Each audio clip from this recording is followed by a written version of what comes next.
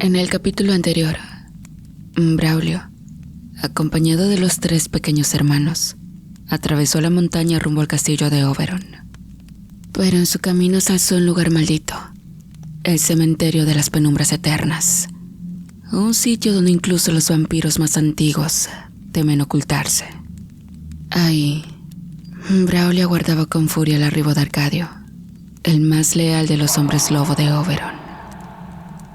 Mientras tanto, en lo profundo del bosque, Pablita y Poncho luchaban contra el cansancio del viaje, pero la calma fue interrumpida por un presentimiento oscuro. El cadejo olfateó peligro, y en segundos estalló la confrontación. Una loba blanca apareció, y tras ella, los guardianes de Marcos el justiciero, Zeus y Apolo. La tensión se volvió insoportable hasta que Marcos, transformado en un imponente hombre lobo, descendió como un rayo para retar a Poncho. El choque fue brutal. Cadejo contra licántropo, mordidas, zarpazos y sangre, hasta que la voz de Pablita puso fin al enfrentamiento. La loba blanca, lejos de ser enemiga, reveló su pureza al sanar milagrosamente a Zeus, y pronto guió al grupo hasta Nat, una niña misteriosa que parecía estar bajo su protección. Pero el destino ardía en otro frente. Arcadio, desbordante de ira, llegó al cementerio con un aullido tan poderoso que los propios vampiros estallaron en dolor. El duelo entre él y Braulio comenzó bajo la luz de la luna. 2 hombres lobo, uno con sangre de los primeros linajes de Licaón, rey de Arcadia, y el otro como una mezcla híbrida de uno de los hombres lobos más poderosos que se ha conocido sobre la faz de la tierra, y con la madre de los nahuales come brujas. Sangre contra colmillos, garras contra huesos, ninguno cedía, hasta que la llegada de Pablita, Poncho, Marcos y la niña detuvo la masacre. Arcadio intentó un último ataque traicionero, pero fue interceptado y reducido por uno de los simios colosales. El lobo de Oberon cayó desmayado, y Braulio, tras abrazar a su madre, también se desplomó al borde de la muerte. El peligro no había terminado. Vampiros de apariencia antigua, enviados por el propio Oberon, rodearon el cementerio clamando venganza por la masacre de sus hermanos. Y fue entonces cuando un nuevo enemigo se reveló. Erasmus Nocturno, o mejor dicho, Laszlo Tepes, hermano menor de Drácula, el cazador de hombres lobo. Marcos, Poncho, Zeus y Apolo se alinearon para enfrentarlo, mientras Pablita intentaba salvar la vida de Braulio. Desde las alturas de un viejo árbol milenario, Plutón observaba todo a través del humo de su pipa, hasta que la aparición de Anat y su loba lo hizo reaccionar con asombro y apresurarse al campo de batalla. Y bien, la noche ardía en presagios.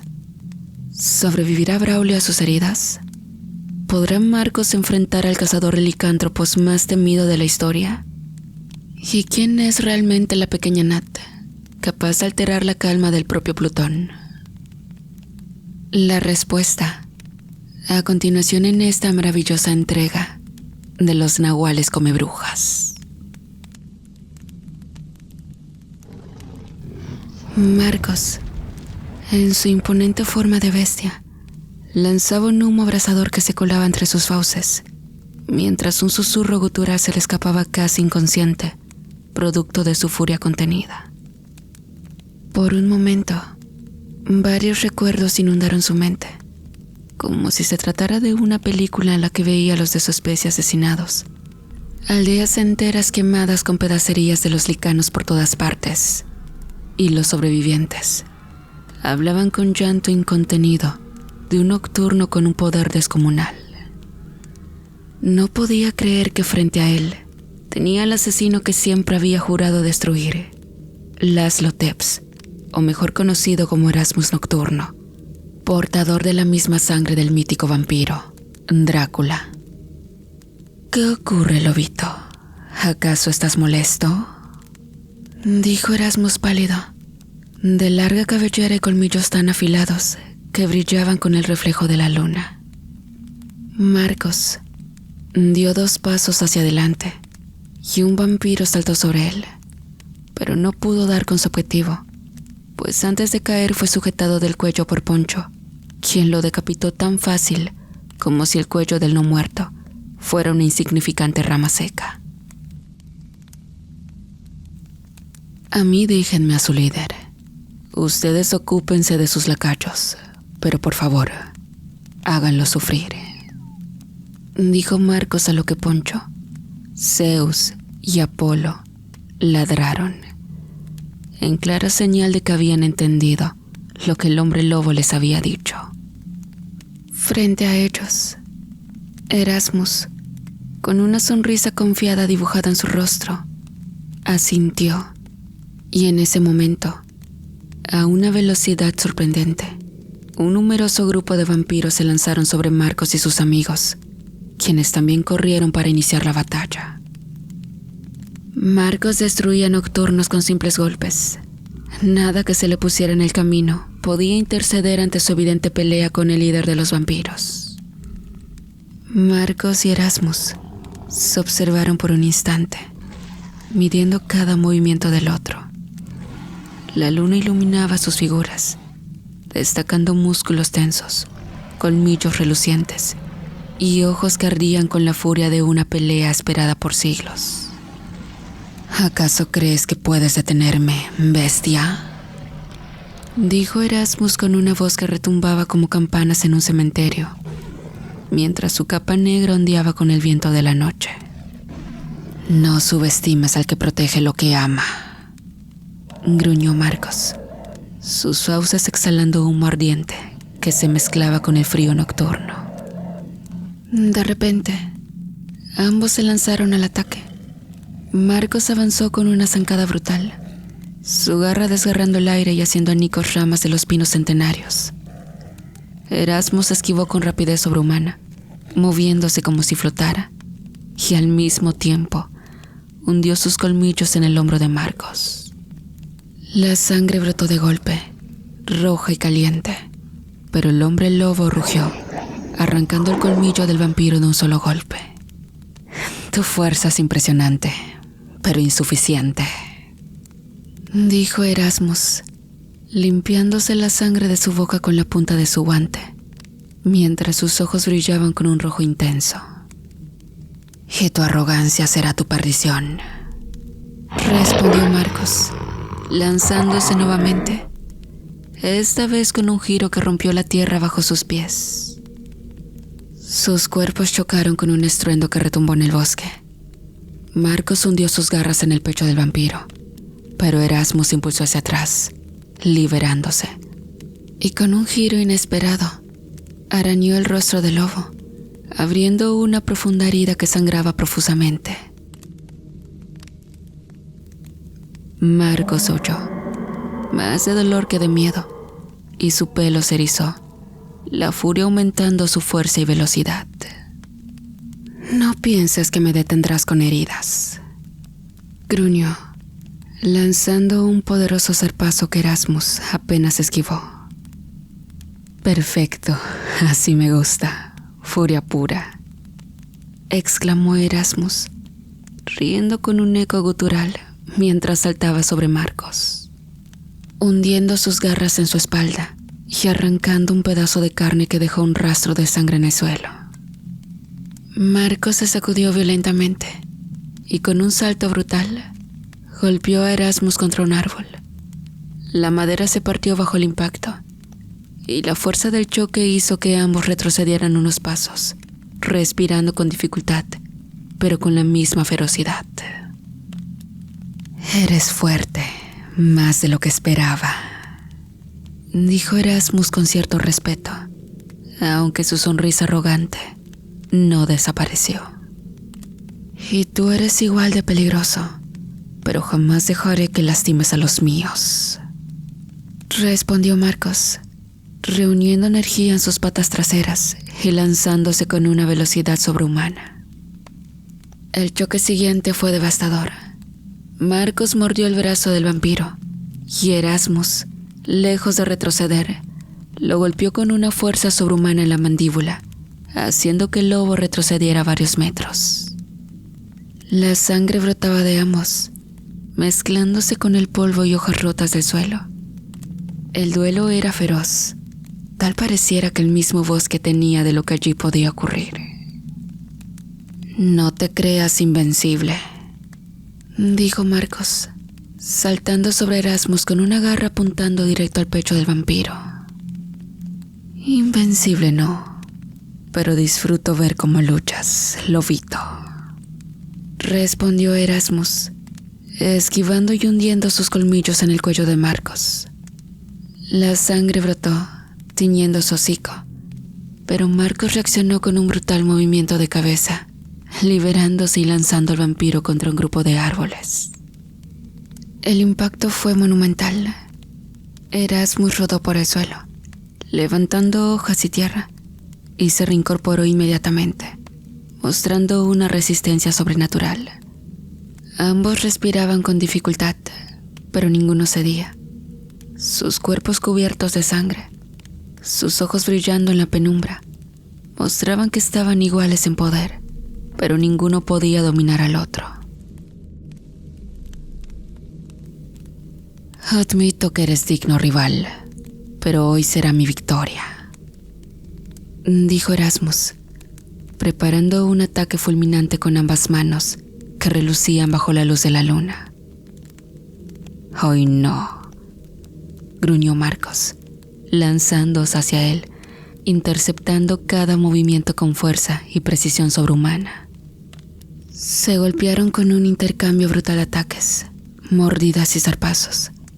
Cada impacto hacía temblar el terreno, y el sonido de huesos rompiéndose, garras cortando carne y gritos guturales resonaban por todo el cementerio. Por un instante, ambos se separaron, jadeando, cubiertos de heridas abiertas, pero con la mirada fija y el mismo fuego de ferocidad.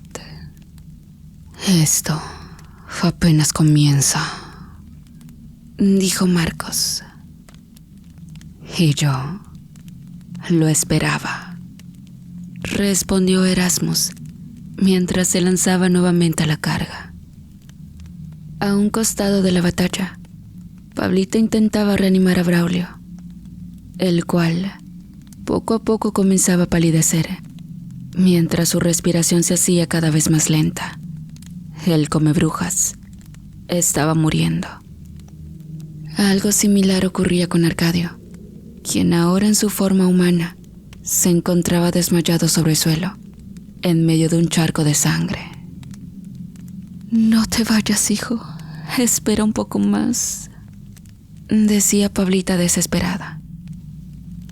Acto seguido, rasgó su muñeca y dejó caer su sangre sobre la boca de Braulio, pero no había resultado. Era demasiado tarde. El híbrido estaba muy mal herido. Las lágrimas de Pablita caían sobre el cuerpo inerte de Braulio. Llevaba más de un minuto sin respirar. La mujer se aferró al cuerpo de su hijo y lloró con más fuerza. Cuando sintió una pequeña mano en su hombro, se trataba de Anat. «Deja que la luna se encargue», dijo la pequeña con decisión. En un principio, Pablita no hizo caso, pero después le cedió su lugar a la luna, la loba blanca, y ésta comenzó a lamer a Braulio en todas las heridas, pero no pasó nada. Acto seguido, la loba blanca huyó en dirección hacia la luna, y un resplandor blanquecino comenzó a iluminar su pelaje. Después, de nueva cuenta lamió las heridas del joven, y éstas, poco a poco comenzaron a cerrar. «Dale de tu sangre», le dijo Anat a Pablita, y ésta se abrió una nueva herida, y se la dejó caer sobre la boca de su hijo. Este comenzó a beber desesperadamente, hasta que abrió los ojos y se reincorporó, más fuerte que nunca. Pablita estaba sorprendida. Abrazaba y besaba a Nat y a Luna con felicidad, mientras Braulio miraba el entorno con desconcierto, hasta que su mirada se detuvo frente a Arcadio, quien igual estaba moribundo. «Madre, haz algo. Tenemos que salvarlo», dijo Braulio preocupado. Pablita no supo qué hacer, pero la loba blanca de nuevo, irradiando esa luz que le cubría su pelaje, le lamió las heridas al poderoso hombre lobo. Esta vez Pablita, sin esperar órdenes, se rasgó la muñeca con una de sus garras y dejó caer la sangre sobre la boca de Arcadio. Al igual que Braulio, este se levantó, vigoroso. Pareciera que ambas bestias habían tomado un descanso reparador, cuando hasta hace apenas unos segundos se estaban acariciando la muerte. Arcadio hizo su monumental transformación y Braulio siguió tras de él. De nuevo el hombre lobo negro y el comebrujas gris estaban frente a frente, dispuestos a morir si era necesario. Pero antes de que la batalla iniciara, Anat se puso frente a ellos y les dijo: «Creo que hay problemas más grandes», y apuntó hacia donde se desarrollaba la verdadera guerra. Marcos peleaba con una ferocidad brutal contra Erasmus Nocturno. Poncho en su estado cadejo, así como Zeus y Apolo excitados por su espíritu de lucha, enfrentaban a los otros nocturnos. Sin embargo, entre la oscuridad del bosque salían cada vez más, en cantidades inimaginables. A ese ritmo, dentro de poco los nocturnos serían invencibles. Junto con estos, unos jadeos de ultratumba comenzaron a escucharse por todo el bosque. Se trataba de los moradores del cementerio, donde la noche era eterna. Muertos vivientes y ghouls que se unían al clan de los vampiros. «¿Ghouls?», dijo Pablita al ver a esas criaturas. «¿Qué son esas cosas, madre?», preguntó Braulio sin perder la posición de combate. Arcadio seguía frente a él. «Son criaturas que habitan en el reino de los sueños y se filtran a nuestro mundo a través de túneles, cementerios y catacumbas. No son simples muertos vivientes, sino una raza antigua y degenerada», contestó Pablita, evidentemente preocupada. «Son feos», dijo Anat, mientras Luna les ladraba sin cesar. Los ghouls tenían formas humanoides, pero bestiales, con pezuñas, garras, rostros deformados sin cabellos y una piel gelatinosa. Algunos iban completamente erguidos y otros se movían de forma cuadrúpeda. Seguían su camino dispuestos a causar caos y perdición, y los muertos vivientes seguían sus órdenes como si estos fueran sus generales infernales. «Yo no tengo nada que ver con ustedes. Mi encomienda es acabar con ese estúpido comebrujas», dijo Arcadio, preparándose para atacar.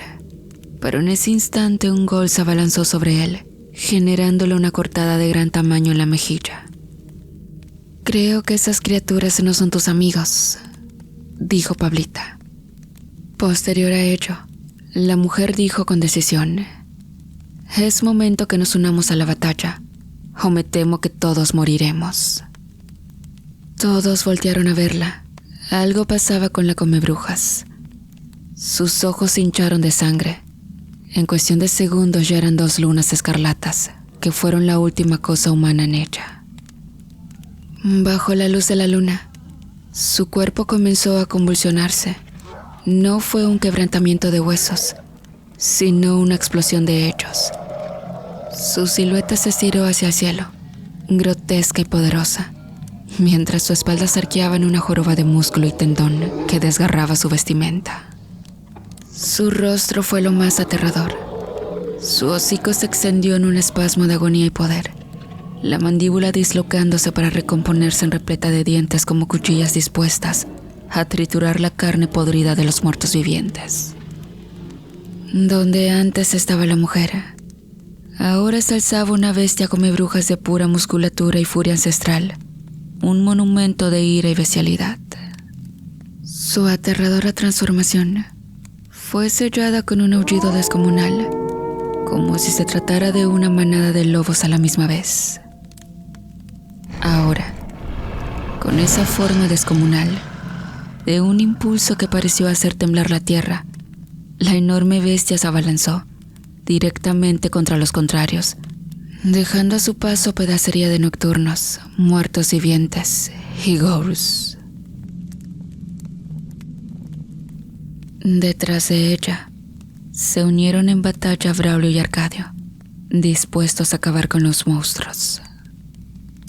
Mientras tanto, a lo lejos, un humo rojizo viajaba a toda velocidad, colándose entre pinos y secoyas, usando el viento como su móvil. Tengo que llegar, tengo que proteger a Nat, decía Plutón con aires de preocupación. Entre la batalla, Nat caminaba sorprendida, viendo cómo caían los cuerpos mutilados de los enemigos. A su lado, con el lomo erizado y gruñendo, se encontraba Luna, pendiente que nadie intentara tan siquiera tocar a la pequeña. Sin embargo, no pasó desapercibida, y un grupo de 5 ghouls corrió hacia ella, relamiéndose los labios y con una baba verdosa escurriéndole de la boca. Veían en ella un futuro banquete. Al ver esto, Luna le ladró, y Anat se montó sobre ella. Luego, la loba blanca intentó huir a toda velocidad, pero apenas se iba a colar por una brecha entre las penumbras del bosque, cuando el paso le fue cerrado por un vampiro. La loba al ver esto intentó regresar para tomar otro camino, pero ahora estaba rodeada por el nocturno y los necrófagos. La loba ladraba con fuerza y enseñaba los colmillos a las hambrientas criaturas. Pero estas cada vez cerraban más el círculo.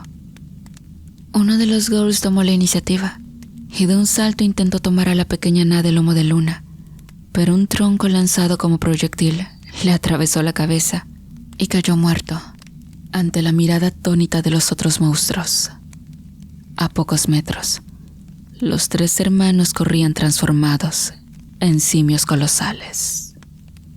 Cuando estuvieron cerca, Pakal decapitó a 3 ghouls de un solo golpe. Pakal se encargó del ghouls restante. Kanek dio oportunidad a que el vampiro tratase de huir. El nocturno aprovechó la situación y se alejó a toda velocidad. Pero desde abajo, Kanek salió disparado y lo tomó de ambas piernas en el aire, y en una demostración de fuerza sobrenatural, partió al vampiro en 2. Luego los simios se reunieron con Luna y Anat. La niña y la loba se encontraban bien.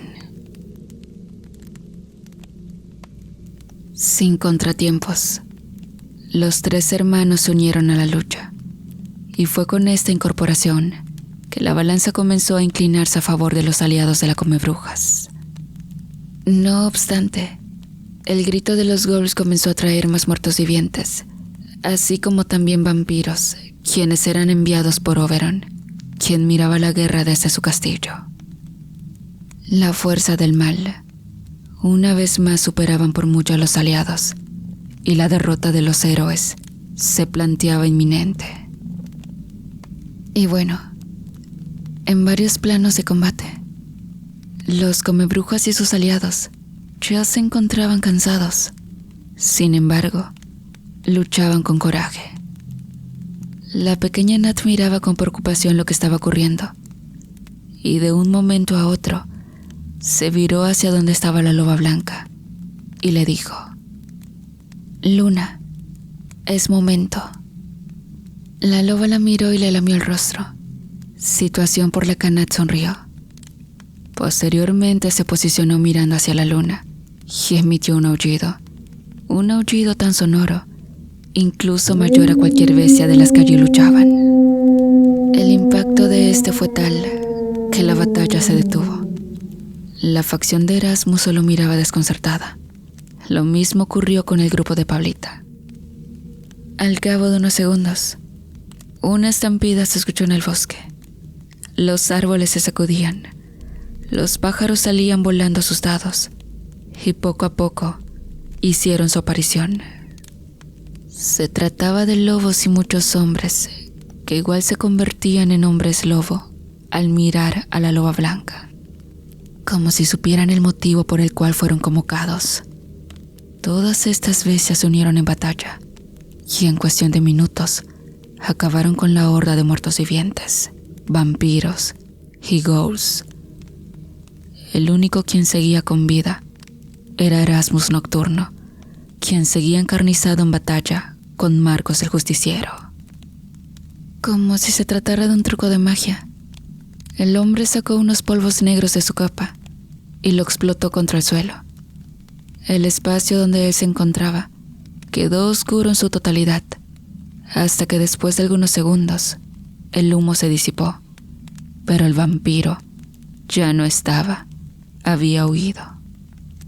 Mientras tanto, a la cercanía del claro el humo rojizo avanzaba estando a punto de llegar, mientras se dijo para sí mismo: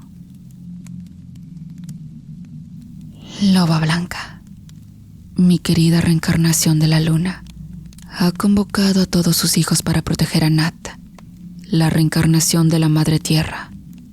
Ahora, el vampiro Oberon y la bruja Europa deben morir. La última guerra está por comenzar, cuando mis hermanos, Urano y el todopoderoso Júpiter, sepan que asesiné a sus hijos malcriados.